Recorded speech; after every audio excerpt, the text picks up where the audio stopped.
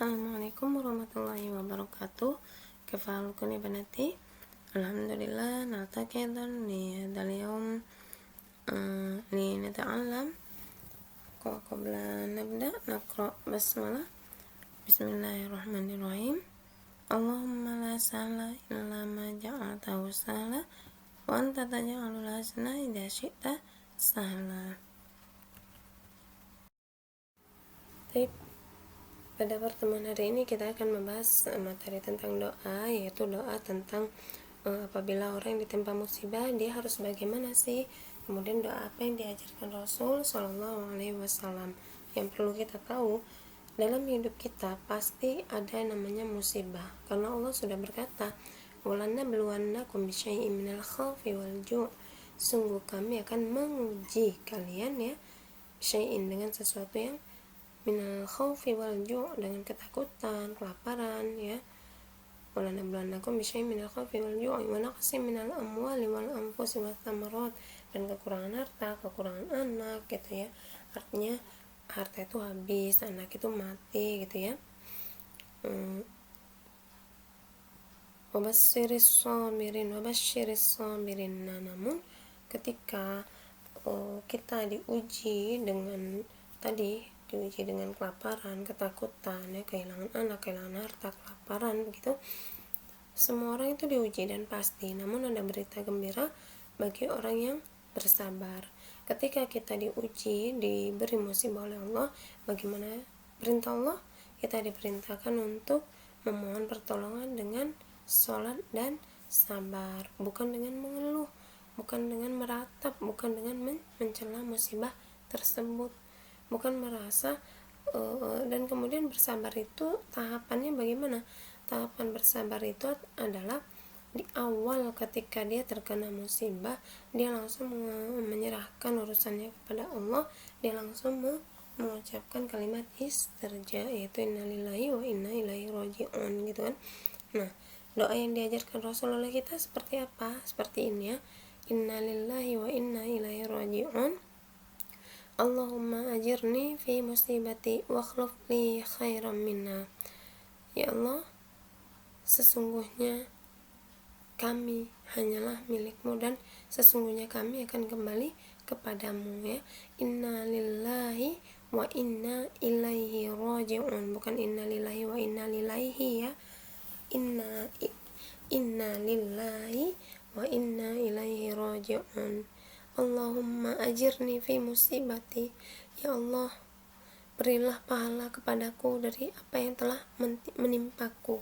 Kenapa? Karena kalau kita sabar, pasti kita diberi balasan sama Allah, dan balasannya adalah sebaik-baik balasan ya. Kita akan dikasih pahala. Terus balasan yang lain adalah dari apa yang hilang, Allah pasti akan mengganti jauh yang lebih baik ya, mengganti dengan sesuatu yang lebih baik daripada yang hilang gitu kan. Nah, terus wakhluf li khairan minna ya, dan berilah ganti yang lebih baik dari apa yang telah hilang itu. Jadi ketika kita diuji dengan sesuatu, kehilangan sesuatu, Rasul udah ngajarin, artinya kalau kamu bersabar, kamu bisa menerima sebuah ujian dengan lapang dada, kamu berdoa, memohon kepada Allah, menyerahkan segala urusan kepada Allah. Berdoalah saat kamu ditimpa musibah. Misalnya ada seseorang ya, dia punya sepeda satu-satunya, baru beli gitu kan, buat kegiatan lah intinya. Ternyata hilang, diambil orang usil gitu ya.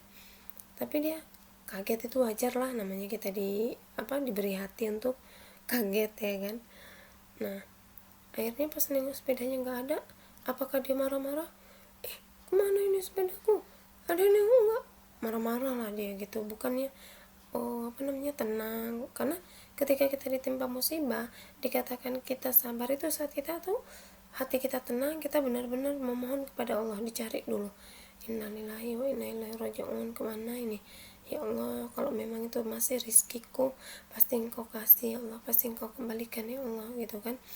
Nah, terus sambil kalau memang udah dicari-cari nggak ada, kita langsung berdoa, Allahumma ajirni fi musibati wa akhlif li khairan minha. Ya Allah, berilah pahala padaku dari musibah yang ku terima. Karena apa? Karena kita bersabar, kemudian berikanlah ganti yang lebih baik dari yang hilang itu, gitu mbak. Ibu juga pernah ngerasain kehilangan sesuatu yang apa namanya ya, yang memang urgent untuk kita. Suatu hari anak ibu mindahin HP ibu, terus nggak bilang gitu mindahinnya kemana. Ibu shock gitu karena ibu bisa olahraga, naruh HP itu di ayunan gitu kan, ayunan teras. Nah sama anak ibu dia mau main ayunan tuh ditaruh dan dia lupa naruhnya di mana. Ya Allah rasanya, karena itu waktu itu baru belajar online ya, makanya baru-baru online kemarin. Kalau terlambat nanti kan kena tegur gitu kan, pasti ada konsekuensi kalau kita terlambat. Deg-degan, ya Allah innalillahi, kemana ini. Suami ibu tenang sambil nyari yang tenang, yang sabar. Dek coba taruh di mana. Adik lupa. Ya Allah luar biasa kan, kehilangan sesuatu kondisi kita memang sangat butuh saat itu. Nah ternyata ya alhamdulillah sama Allah dikembalikan lagi. Kalau memang rezeki mbak, segala sesuatu yang dia itu memang masih rezeki kita, selama nafas kita masih ada pasti Allah kembalikan. Contoh lagi, ibu baru beliin sendal main buat anak ibu 15 ribuan tuh lah mbak, karena sendal mainnya udah mangap-mangap, udah butut banget lah, udah jelek. Ibu beliin lah, rupanya dia ngantuk di jalan, belum di motor ya, aku di jalan ngantuk di motor. Dia lupa ngasih sendal ke abinya, sampai rumah sendalnya tinggal satu. Abi, sendal dede nggak ada gitu kan. Terus ngadu ke ibu juga, ibu bilang ya udahlah deh, innalillahi, baru beli malam itu loh mbak, paginya udah hilang. Ya udahlah deh, innalillahi, memang belum rezeki dedek lah. Maksudnya ibu tuh ngapain dia ambil pusing banget gitu ya.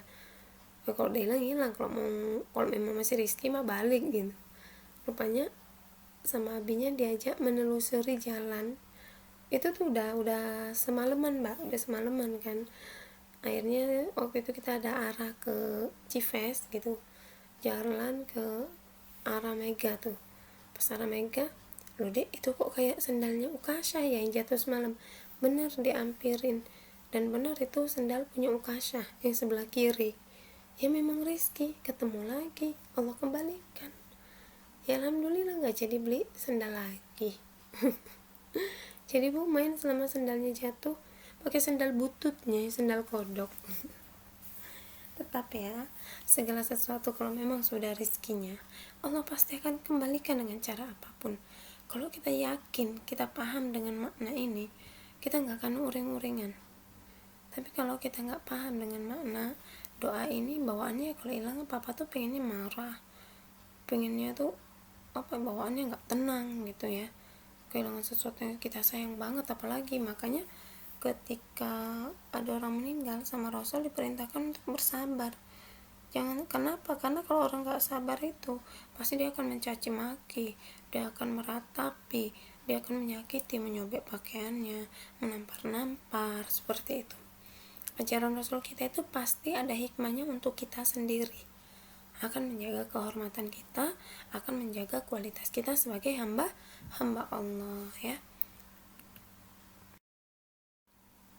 Baik, sudah ya, insyaallah cukup penjelasannya. Silahkan dihafalkan, kemudian disetorkan via VND group. Oke, nakhtatim bi qiraatil hamdalah wa kafaratul majlis. Subhanakallahumma wa bihamdika asyhadu an la ilaha illa anta astaghfiruka wa atubu ilaik.